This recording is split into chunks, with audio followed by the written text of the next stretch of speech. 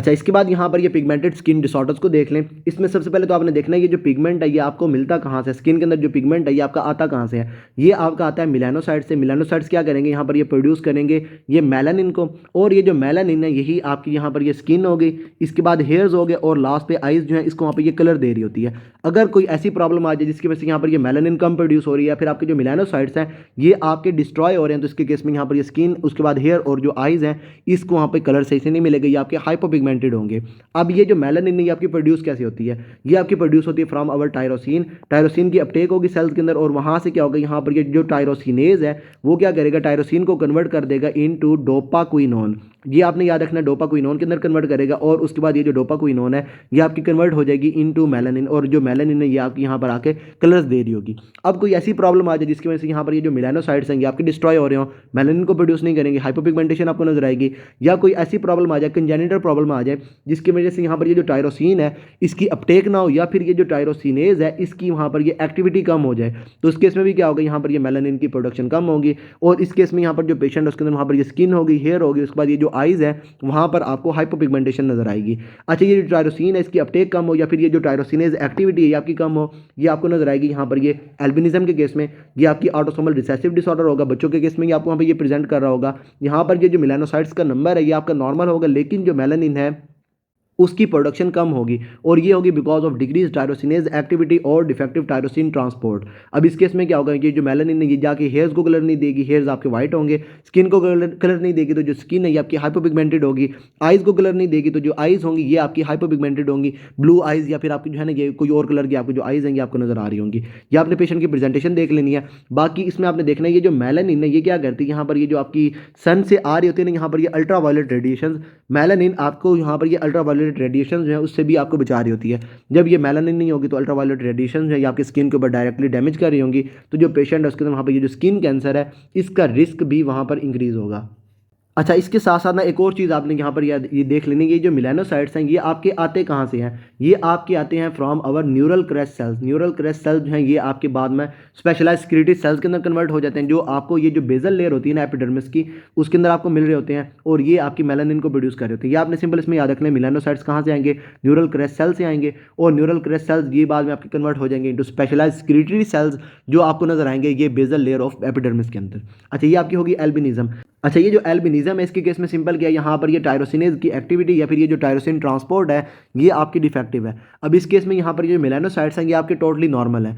अब इसके बाद अगर जो पेशेंट है उसके अंदर कोई ऐसी प्रॉब्लम आ जाए जिसकी वजह से यहाँ पर ये जो मेलानिन है ये आपकी प्रोड्यूस कम हो, और ये आपकी प्रोड्यूस कम हो बिकॉज ये आपके जो मेलानोसाइट्स हैं ये आपके डिस्ट्रॉय हो रहे हैं, तो वो क्या होगी, यहाँ पर ये विटिलिगो। ये आपने इसमें सबसे पहले तो आपने देखना है कि यहाँ पर क्या होगा, डिस्ट्रक्शन होगी मेलानोसाइट्स की, और ये believe to be autoimmune, ये आपकी जो है ना ये कोई भी ऑटो इम्यून डिसऑर्डर्स वगैरह जो है उसके साथ इसकी एसोसिएशन आपको नजर आएगी।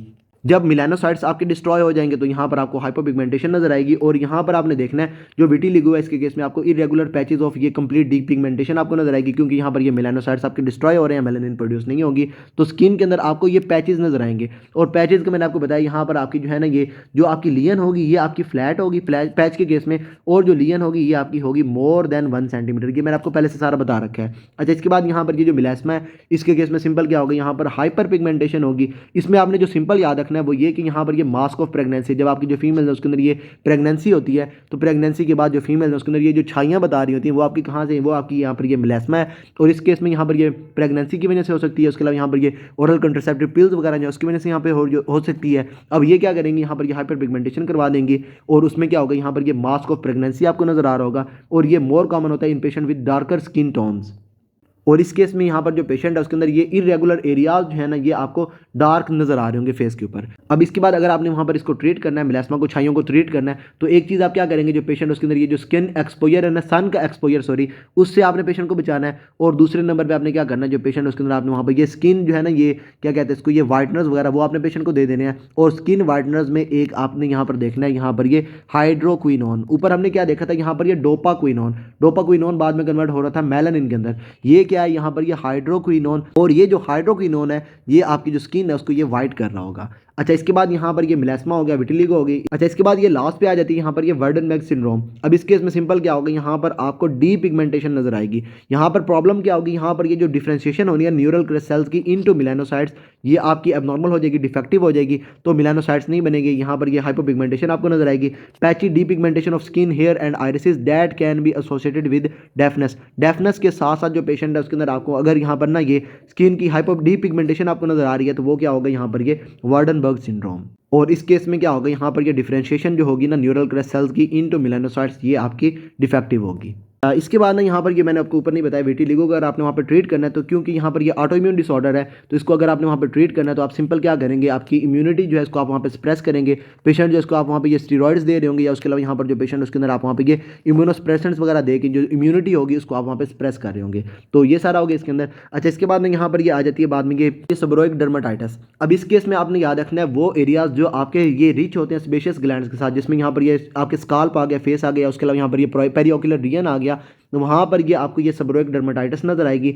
और इस केस में क्या होगा, यहाँ पर ये इन्फ्लेमेशन होगी। अब यहाँ पर क्या होगा, यहाँ पर ये एरिथेमेटस वेल डिमार्केटेड प्लाक्स आपको नजर आएंगे with greasy yellow scale, greasy होंगे, येलो स्केल्स होंगे, वेल डिमार्केटेड होंगे और ये आपके रेड होंगे, आपके एरिथेमेटस होंगे। अब यहाँ पर क्या हो रहा है, यहाँ पर ये जो स्पेशियस ग्लैंड्स का जो आपके एरियाज रिच हैं इन स्पेशियस ग्लैंड्स वो आपके इन्वॉल्व हैं, लेकिन यहाँ पर जो स्पेशियस ग्लैंड्स हैं वो इन्फ्लेम्ड नहीं होंगे। लेकिन ये जो स्पेशियस ग्लैंड्स की है ना यहाँ पर ये इन्वॉल्वमेंट, ये आपकी ये डिजीज डेवलपमेंट के अंदर आपको वहाँ पर जो है ना ये एक रोल प्ले कर रही है, लेकिन यहाँ पर इन्फ्लेमेशन वगैरह नहीं होगी।